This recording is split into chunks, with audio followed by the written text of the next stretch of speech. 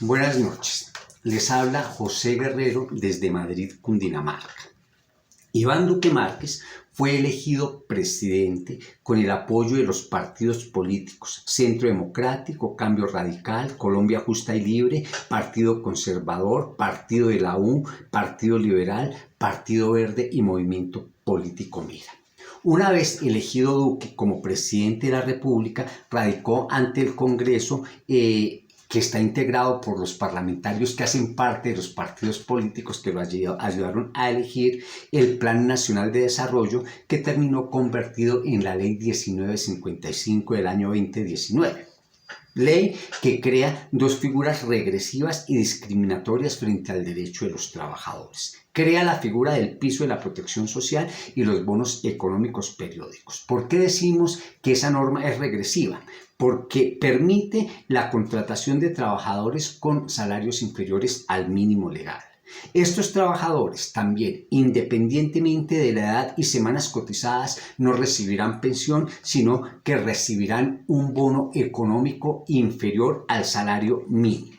Esos trabajadores además no estarán afiliados al régimen contributivo de salud, sino que estarán afiliados al régimen subsidiado, lo que implica que esos trabajadores no recibirán, porque ganan menos del salario mínimo, el pago de las incapacidades médicas originadas en enfermedades por riesgo común o riesgo laboral.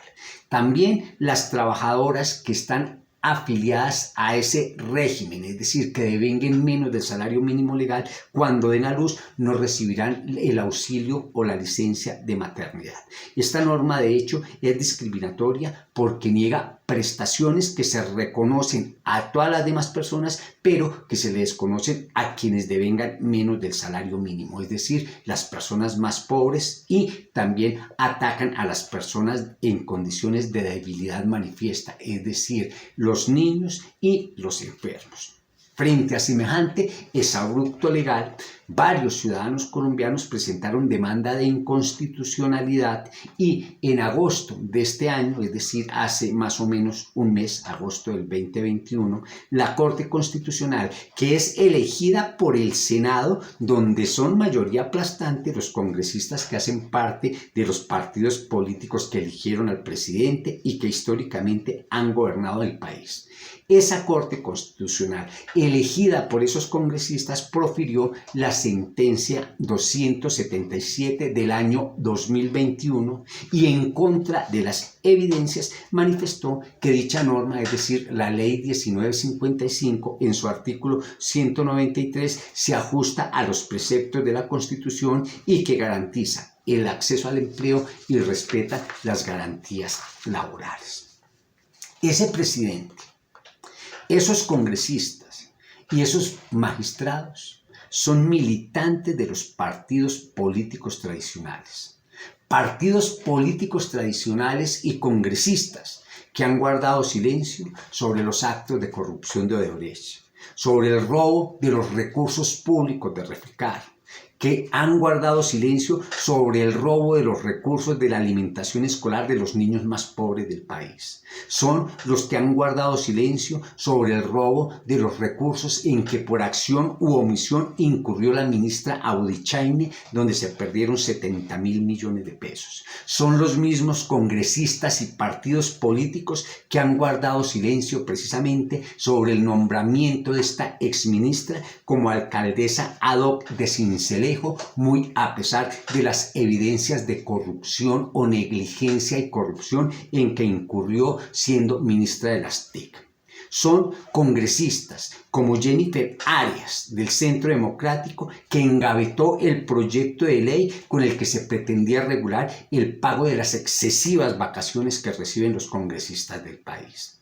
Esos congresistas no permiten que se revisen sus beneficios, pero aprueban aquellos que conculcan los derechos de los colombianos más pobres. ¿Será que esos congresistas aceptarán que ellos, sus hijos o sus esposas no se les pague el salario mínimo por trabajar menos del tiempo requerido, es decir, las 48 semanas? Las 48 horas semanales. ¿Será que esos congresistas aceptarán que a ellos o a su grupo cercano no se les pague la incapacidad médica o las licencias de maternidad? ¿Aceptarían esos congresistas que trabajan tiempo parcial recibir menos del salario? Estamos todos los colombianos absolutamente seguros que ahí vendrían las demandas y ahí se acudirían a la protección de los derechos básicos. ¿Por qué entonces esos congresistas, si no lo aceptan para ellos, si lo aprueban para los demás sectores, sobre todo los sectores más desprotegidos de la sociedad?